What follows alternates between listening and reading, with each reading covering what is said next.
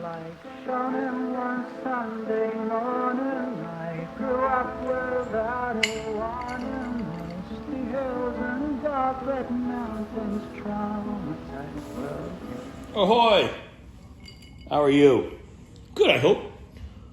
So I thought it would be interesting to talk about a few isms, myths versus reality, on some level. Let's start with the most, well, I don't know if it's the most famous, but the most well-known, Stoicism. Now the myth or the lie is that part of Stoicism is you suppress your emotions. You feel nothing. You're a rock. And the reality is it's really about mastering your emotions and not reacting to them. You're going to respond wisely. You acknowledge the emotion, but you have control over them. That's what's important.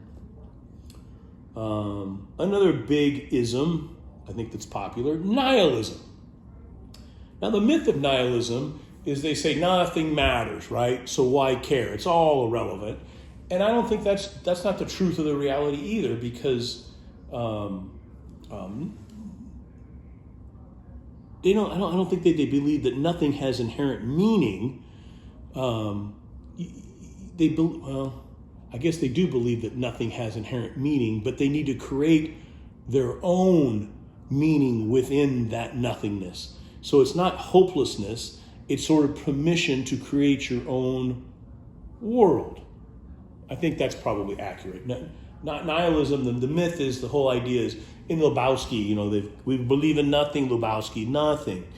And I don't think that's accurate. I think the truth of the matter is that our society's predetermined matters, what we're supposed to care about, may or may not be true on some level, so you find your own meaning in the world, in life. And that's what nihilism is. It just gives you permission to figure out what you care about. Absurdism. The myth, life is, again, sort of meaningless, right? So you just sort of give up. And I don't think that's really, the truth is that life is chaotic, and absurdism is finding meaning in the struggle, the absurdity of existence, right? We spend most of our lives trying to find meaning and purpose in a world that's absurd, and that's absurdism. So you try to find meaning in that struggle of a chaotic life, which everybody's life is chaotic on one level or another. Like cynicism. The myth is it's distance from everyone and everything, right? You're angry, you're a cynic, everything is a burn. I don't think that's true. I think cynicism is people just they reject fake or bogus values, kind of like absurdism. Just because society says we should value this, who says who? What, society? I think most people who are cynics, they're seeking honesty, simple freedoms.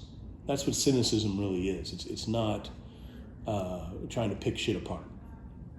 Existentialism. The myth is that there's no rules, do what you want, which of course is absurd. I think the truth is this kind of radical responsibility where you're free, but freedom's not free. It actually is a tremendous responsibility. So that's the truth of existentialism. It's not that there's no rules. It's just that the truth and the radicalness of responsibility is it's all on you. You're responsible for you, which I think is hard for people. Everybody's pointing the finger to blame whatever, your finances, your situation in life. Everybody's pointing the finger at why Ted had something to do with this when it wasn't Ted's fault. It's all on you, baby. Anyway, so Stoicism, nihilism, absurdism, cynicism, and existentialism. I don't know, they're kind of interesting to me. Hopefully they're interesting to you. Look them up, crack a book. In this world, when you can be anything you want, you be kind, you be humble, be forgiving, and thank you again so much for watching. We'll see you next time. Bye.